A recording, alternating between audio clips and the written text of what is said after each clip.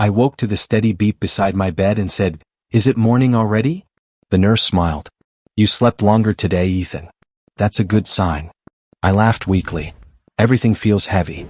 Even breathing. She checked the drip and said, "You've been sick a long time. Be patient with yourself." "I don't have much choice," I said. "Can you charge my phone again?" "Of course." She plugged it in and added, "No visitors yet?" "My brother usually comes," I said. "And my fiancée." She paused. "Maybe they're running late." "Yeah," I said, though my chest tightened. When she left, I stared at my phone and whispered, "Emily, please pick up." Rang. No answer. I tried again. Straight to voicemail. I muttered, "That's fine. You're probably busy." The man in the next bed coughed and said, "Waiting is the worst part." I nodded. "They promised they'd be here today." "Family promises a lot," he said quietly. I didn't reply. I texted Emily. No response. I called Lucas. Nothing. I told myself, hospitals mess with your head. A doctor came in and said, "Ethan, your numbers are stable." "That means I'm better?" I asked. "It means you can recover at home if you rest," he said. I frowned. "Already?" "You've been here months," he replied. "Months?" I said, "I thought they'd be here when I left." "Do you have someone to pick you up?" "Yes," I said too fast. After he left, I called Lucas again. "Come on," I whispered. Voicemail. I clenched the sheets and said, "Something's wrong." The nurse returned with papers. "We'll discharge you this afternoon." "I don't feel ready," I admitted. "You're stronger than you think," she said. I looked at my phone and asked, "Can I wait a bit?" She hesitated. "We can't hold the bed." "Okay," I said. I packed slowly. My hands shook. I texted Emily again. "I'm leaving today." No reply. I stared at the ring on my finger and said, "You promised." The man beside me said, "Maybe traffic." "Maybe," I replied, though my voice broke. A wheelchair arrived. The nurse asked, "Address?" "My house," I said. She smiled. "Family waiting?" "Yes," I lied. Outside the air felt cold. I hugged my jacket and said, "Lucas should have been here." The driver glanced at me in the mirror. "Rough day?" "I thought it would be a happy one," I said. He nodded. "Life surprises us." I laughed without humor. "That's one word for it." In the cab, I stared out the window and said, "Emily hates hospitals. She said they scare her." The driver replied, "People avoid fear." "I stayed anyway," I said. My phone buzzed. My heart jumped. It was a hospital reminder message. Not her. I whispered, "Why won't you answer me?" I typed another message to Lucas. "I'm on my way home." Silence. I pressed my forehead to the glass and thought, they're planning something. Maybe a surprise. I said aloud, "They wouldn't forget me." The driver asked, "You okay?" "I will be," I said. The cab stopped. I paid and stepped out slowly. I stood in front of my house and said, "I'm home." My phone stayed quiet. I dialed Emily one last time. Ring. Ring. Nothing. I whispered, "Once I see them, everything will be okay." Even as I said it, my stomach twisted like it knew the truth. I leaned against the door and said, "Don't panic." My legs felt weak. I sat on the steps and called the hospital. The nurse answered, "Did you forget something?" "No," I said. "Just checking if I left my charger." She said, "You're all set, Ethan. Get home safe." "I am home," I replied. "Good," she said gently. I ended the call and laughed softly. Home doesn't feel like home. I opened my messages again. Nothing. I typed, deleted, then typed again. "Are you okay?" I stopped myself and said, "Don't beg." A neighbor walked past and waved. "Back already?" "Yeah," I said. "Earlier than planned." "Family inside?" "Yes," I answered automatically. He smiled and walked on. I stared at the door and whispered, "Please be there." My phone buzzed again. Another notification. Not them. I closed my eyes and said, "I trusted you both." The silence felt louder than the machines I left behind. I took a deep breath and told myself, "Once I see them, everything will be okay." I stood up slowly, unaware that this belief would break me before the sun finished setting that day. I pushed the door open and froze when music hit me. Someone laughed inside. I whispered, "Why is there music in my house?" I stepped forward and heard clapping. A woman said, "They look perfect together." My heart started pounding. Perfect who? I walked into the living room and saw flowers, lights, and people I knew. Then I saw Emily in a white dress. I said, "Emily?" She turned slowly and her smile vanished. Lucas stood beside her in a suit. I stared at him and said, "Lucas?" The music stopped. Someone whispered my name. I laughed once and asked, "What is this?" Emily swallowed and said, "Ethan, I cut her off. "Why are you wearing that?" Lucas said quietly, "We were going to tell you." I shook my head. "Tell me what?" Emily stepped closer. "Please don't make a scene." "A scene?" I repeated. "This is my house." My mother stood near the wall. I looked at her. "Mom?" She couldn't meet my eyes. I asked, "Why are you all here?" Lucas said, "It's our wedding." The word hit me like a slap. I laughed again and said, "That's not funny." Emily whispered, "Ethan, listen to me." I said, "You're marrying my brother." She nodded slowly. I asked, "How long?" Lucas said, "A month." I looked at Emily. "While I was in the hospital?" She said, "I thought you were dying." The room went silent. I said, "So you replaced me?" She cried, "I was scared." I replied, "I was alone." Lucas said, "You wouldn't wake up some days." I said, "So you slept with her?" Emily shouted, "Stop." I lowered my voice. "Stop lying." My mother whispered, "Ethan, please?" I asked her, "You knew?" She nodded once. I said, "And you let this happen?" She cried but didn't answer. A hand grabbed my arm. Daniel said, "Ethan, let's go." I shook him off. "Not yet." I faced Lucas again. "Look at me." He stared at the floor. I said, "Say you're sorry." He whispered, "I didn't plan this." I laughed softly. "You planned a wedding." Emily said, "We didn't want to hurt you." I replied, "You waited until I couldn't stop you." She said, "I loved you once. That hurt more than anything." I said, "Once was enough for you?" Daniel said, "Ethan, breathe." I asked Emily, "Did you ever come to see me?" She looked away. I nodded. "That's my answer." Lucas finally said, "I'm your brother." I replied, "You were." Someone behind me whispered, "This is awkward." I turned and said, "You can keep watching." I faced them both. "Finish it." Emily cried harder. Lucas said, "We're married now."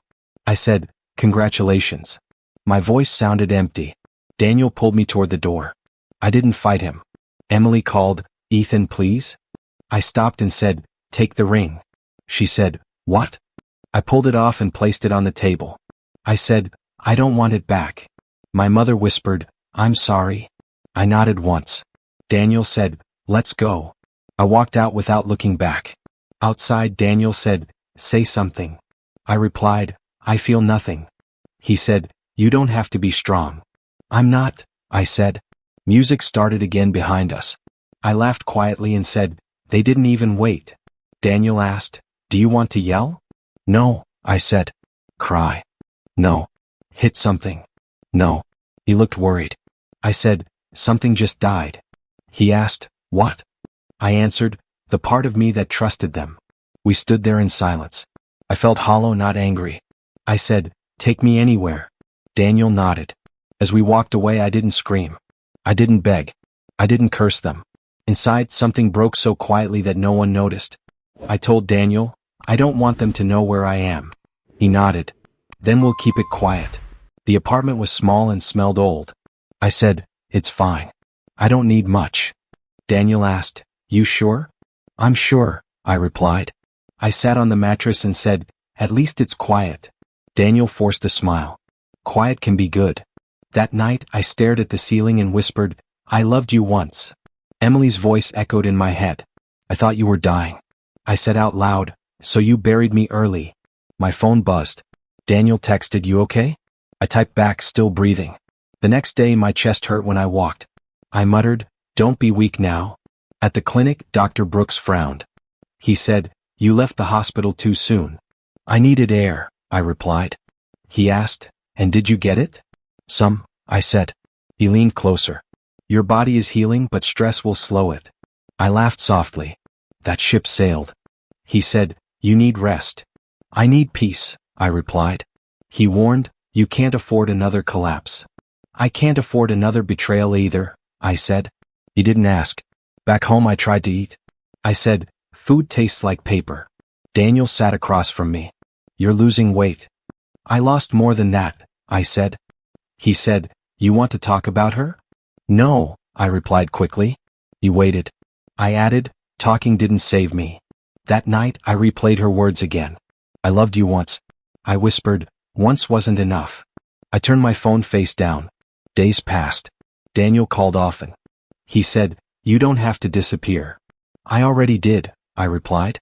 One evening he came over. He asked, did they call? No, I said. He nodded. Figures. I said, I won't beg them. He said, good. I added, I won't explain myself. He said, better? I looked at my hands and said, I won't fight for people who chose each other. Daniel smiled sadly. I stood by the window and said, I keep hearing the music. He asked, does it stop? Only when I remind myself why I left, I replied. My phone rang that night. Unknown number. I answered and said, hello? A woman said, is this Ethan Cole? Yes, I replied cautiously. This is the transplant unit, she said. My heart skipped. What about it? She paused. We're contacting family members of Lucas Cole. I felt cold. Why? She said, he's been admitted with kidney failure. I sat down slowly. She continued, we need medical history. I said, is he alive? Yes, she replied. And Emily? I asked. There was silence. She said, she's admitted as well. My voice shook. For what? Similar symptoms, she said. I ended the call without answering more. Daniel stared at me. What happened? I said, they're in the hospital. He frowned. Both of them? Yes, I said. He asked, do you feel happy? I searched my chest and said, no. Angry? No. Relieved? No. He waited. I finally said, I feel steady. He nodded. That's new. I lay back and stared at the ceiling again. Emily's voice didn't hurt as much. I whispered, if you chose happiness over me, I will choose myself over you. The room felt quiet. My phone stayed still. For the first time, the silence didn't scare me. Daniel looked at me and said, the hospital called again. I didn't look up. About Lucas? Yes, he said. And Emily? I replied, I already know they're sick. He hesitated. It's worse. I finally met his eyes. Say it. They're both in kidney failure, he said. I laughed once. Both. Daniel nodded. Genetic. I leaned back and whispered, of course it is. He said, Lucas knew about it. I asked, how long? Years, Daniel answered. I closed my eyes. So he hid it. Daniel said, yeah. I muttered, he always hid things. My phone rang. I looked at the screen and said, it's my mother. Daniel said, you don't have to answer. I answered anyway. Hello. She cried, Ethan, please? I said, what do you want, Mom? She sobbed, your brother is dying. I replied, you already buried me once. She whispered, this is different. How? I asked. She said, you can help him. I stayed silent. She begged, they tested the family. I said, and? You're a match, she said. The words felt unreal. I said, for Lucas. And Emily, she added quickly. I laughed softly. Both. She cried harder. I said, you're asking me for a kidney. She said, I'm asking you to save them. I replied, after what they did? She whispered, please? I ended the call. Daniel stared at me. You okay? I'm breathing, I said. My phone rang again. Unknown number. I answered. Hello. A calm voice said, Mr. Cole, this is Dr. Sarah Miles. I asked, from where? Transplant Services, she replied. I said, I figured. She said, you're a rare match. For who? I asked. Both patients, she said carefully. I laughed. That's ironic. She paused. This is serious. So was my life, I replied. She said, donation has risks. I know, I said. You could face complications, she added. I almost died already, I said. She asked, are you willing to be evaluated? I haven't agreed to anything, I replied. She said, your mother sounded hopeful. I said, hope isn't consent. She acknowledged, that's fair. I hung up.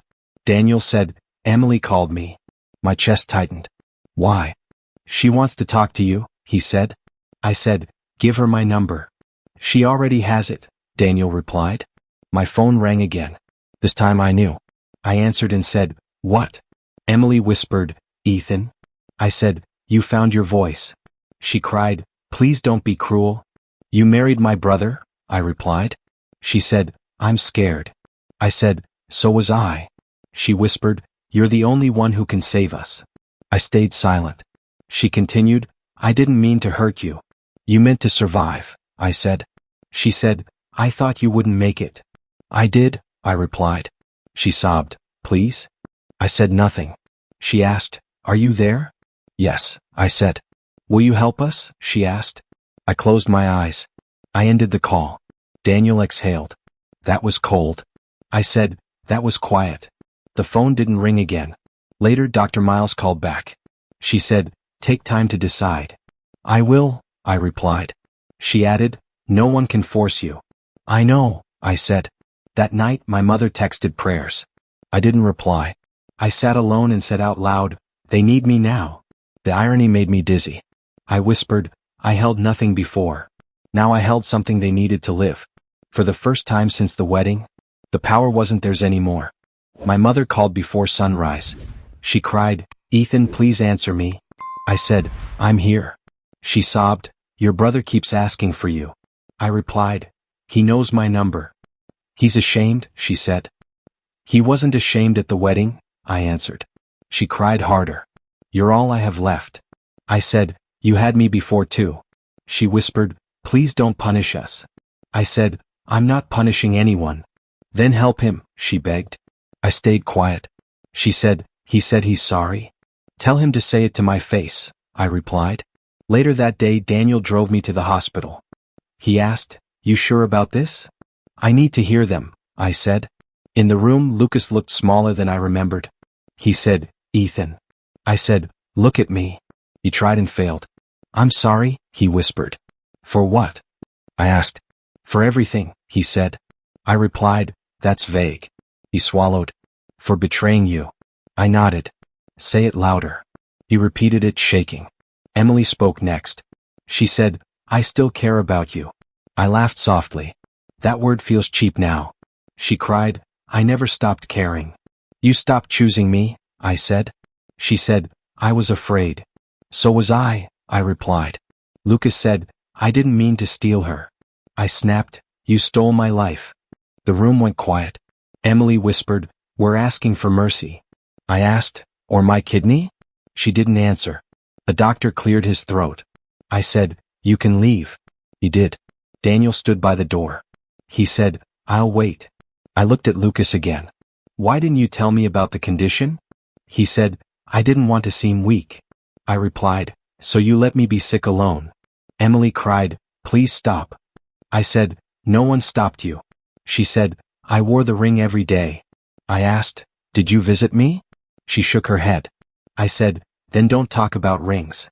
Lucas whispered, "I'd give you my kidney if I could." I answered, "You already took enough." My mother rushed in. She grabbed my hand. "Save them." I pulled away. She said, "They're young." "So was I," I replied. She said, "God will see this." I said, "God saw the wedding." She fell silent. Daniel stepped forward. He said, "Ethan, forgiveness might help you." I asked, "Or destroy me?" He said, "Revenge won't heal you." "This isn't revenge," I said. "What is it?" he asked. "Choice," I replied. Emily reached for me. I stepped back. She whispered, "Please?" I closed my eyes and saw the hospital ceiling. I remembered calling her name. I remembered the empty chair. I opened my eyes and said, "I won't do it." My mother gasped. Emily froze. Lucas whispered, "Ethan?" I said, "I won't give my kidney." The words felt heavy. Then they felt right. Emily cried, "You're killing us." I replied, "You killed us first." Lucas said, "I understand." I said, "No, you don't." Daniel touched my shoulder. He said, "You sure?" "Yes," I replied. My mother whispered, "I raised you better." "You raised me to survive," I said. I turned toward the door. Emily said, "You'll regret this." I paused. I said, "I already survived worse." I walked out. My legs shook. My chest felt light. Outside Daniel said, "That took courage." I whispered, "It took everything." I sat in the car and breathed. For the first time, saying no didn't feel cruel. It felt like freedom. Daniel said, Lucas crashed last night. I replied, how bad? He needed emergency dialysis, he said. I nodded. And Emily? She's holding it together, Daniel answered. I said, that won't last. We sat in silence. Daniel asked, do you want to see them? I want closure, I replied. At the hospital, Emily stood outside the room. She said, you came. I said, I didn't promise anything. She nodded. I know. Her voice shook. He's getting worse. I said, I heard. She whispered, I can't sleep. I replied, neither could I. She looked at me and said, I chose comfort. I waited. She continued, you were sick and he was here. I said, I was still alive. She nodded. I know that now. We stood quietly. She said, I didn't listen before. I replied, you didn't want to. She wiped her eyes. Tell me how it felt. I said, like being erased. She flinched. I continued, I talked to walls. She whispered, I'm sorry. I believed in you, I said. She said, I believed you were leaving. I stayed, I replied. She nodded again. Lucas groaned inside the room. Emily asked, do you hate us? I thought and said, no. She looked surprised. I just stopped chasing you, I added. She cried softly. I said, that's the difference. She asked, will you ever forgive me? I already did, I replied. She looked confused. I forgave myself, I said. She sank into a chair. Lucas opened his eyes when I entered. He whispered, you came. I said, I won't stay long. He nodded. I'm sorry, he said. I replied, I know. He asked, do you hate me? No, I said. He exhaled. I hate what you chose, I added. He nodded weakly. I thought you were stronger, he said. So did I replied. He whispered, I'm scared. I said, I was too. He asked, will you help us? I stayed silent. He looked away. I understand, he said. I replied, that's new. My phone buzzed. A message from my mother. Then another. Then nothing. She stopped calling after that day. Emily noticed. Your mom? She's quiet, I said. Emily whispered, she blames herself. I did once, I replied. She asked, do you feel better now? I thought. I feel steady, I said. Lucas said, that's good. I nodded. Emily stood and said, I won't ask again. I replied, thank you. She hesitated. I wish I had listened sooner. I said, listening changes things. She nodded. I turned to leave. Lucas whispered, take care of yourself. I paused. I am, I said. Outside, Daniel asked, how do you feel? Quiet, I replied. He said, that's not nothing. I know, I said. We walked out together. The hospital doors closed behind us. Daniel said, you didn't hurt them. I didn't save them either, I replied. He said, sometimes that's life. I looked at the sky and said, sometimes it's karma. Daniel asked, do you feel guilty? No, I said. Angry? No. Sad? Yes, I replied. He nodded. I said, revenge didn't fix me. He said, walking away did. I breathed deeply. The silence felt heavy. But it didn't crush me. I realized I didn't need to act. I just needed to step away. Dr. Brooks smiled and said, your vitals look better. I replied, I feel better. He nodded. That matters more. I said, I started therapy. That explains the change, he said. I'm learning how to breathe again, I replied. He said, not everyone survives what you did. I didn't think I would, I said. He leaned back. But you did. Daniel met me outside and said, you look lighter. I stopped carrying things that weren't mine, I replied. He smiled. Proud of you. I said, I went back to work. He raised an eyebrow. Already? I needed something steady, I said. He said, you always did. At my desk, a coworker asked, you okay now? I replied, I'm getting there. That felt honest. In therapy, the counselor asked, what do you want? I said, peace. She asked, from who? Myself, I replied. She nodded. That night, Daniel called. He said, remember when you couldn't sleep? I remember, I said. He said, You slept through the night.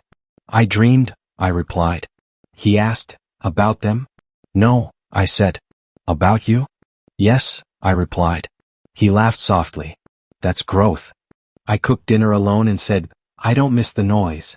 The silence felt earned. My phone buzzed. Emily's name appeared. I stared at it. The message read, I understand now. I said out loud, good. I didn't reply. I put the phone down and ate slowly. Daniel texted, everything okay? I replied, everything is quiet. He sent back, that's a win. I looked around my apartment and said, this is mine. No memories argued back. At my next appointment, Dr. Brooks said, you've gained weight. I smiled. Good weight. He said, you're healing. I know, I replied. He added, emotionally too. I said, I stopped asking why. He nodded. Later, Daniel asked, do you forgive them? I thought. I forgive myself, I said. He said, that's enough. I replied, I chased love without respect. He said, you won't again. I won't, I confirmed. We walked past a jewelry store. Daniel said, does that hurt? No, I said. Really? I don't need proof of promises, I replied. He smiled. At night I spoke to my reflection. I said, you stayed. I said, you survived. I said, you learned. The words didn't echo back in pain. They settled. I remembered hospital nights and empty chairs. I said, that wasn't love. I remembered apologies and silence. I said, that wasn't respect. I turned off the light and felt calm. The next morning Daniel called. He said, coffee?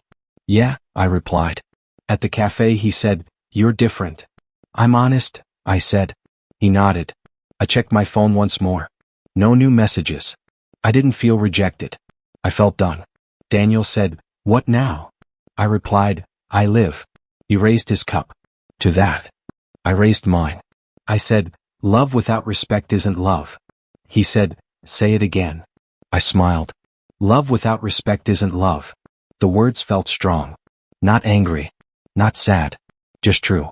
Daniel called me one morning and said, I heard something. I replied, about who? Your brother, he said. I waited. They found a donor, Daniel continued. I said, good. He paused. That's it.